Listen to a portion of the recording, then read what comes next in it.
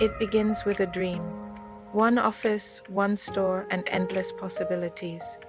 You imagine customers walking in for one thing but finding 10 others they might like, perfumes on one shelf, snacks on another, a printing machine humming in the corner, and maybe even some fashion items hanging near the door. You tell yourself, why sell one thing when I can sell it all? At first, it feels brilliant. You're busy, your space is alive, and you feel like a true business genius. But slowly, without warning, something dangerous begins to grow. Confusion. The illusion of multiplying income. Yes, at first, it looks like you're making more money. Customers walk in and get curious. Maybe I'll grab this too, they say. But behind that excitement lies a silent enemy. Distraction. When you chase every market, you start losing grip on your main one. Soon your store looks full, but your direction becomes empty. One week, the clothes sell. The next, the snacks rot, printing stops, perfumes gather dust. Customers begin to ask the most painful question in business: what exactly do you do here? The identity crisis. Every strong brand owns a clear identity. Nike sells sportswear, Apple sells innovation, KFC sells food. But imagine if KFC started selling tires beside fried chicken. Confusing, right? That's the same confusion that kills small businesses trying to do too much at once. When your store becomes a mix of random ventures, your brand voice fades, you lose focus, your message weakens, and your audience becomes unsure if they can trust you. In trying to serve everyone, you end up connecting with no one. The hidden chaos of management. Each niche you run demands attention. Inventory control, marketing, accounting, and customer service.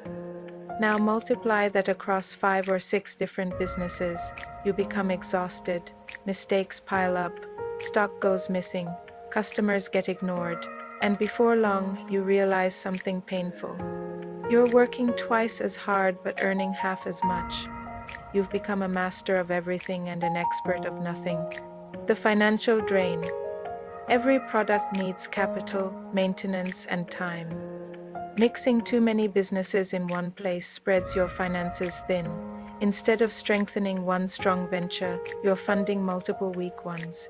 You're buying supplies you don't need, managing excess inventory, and spending marketing money in too many directions. Eventually, profits turn into debts, and debts turn into stress. What began as ambition now feels like a burden. The realization. Then comes the quiet moment when you finally look around your office. Shelves half filled, customers fewer items from different worlds stacked together in confusion. You whisper to yourself, maybe I tried to do too much. And that's the truth. The dream of doing everything led you to do nothing effectively. The path to revival. But this isn't where the story ends. The wise entrepreneur learns. You decide to focus on one thing.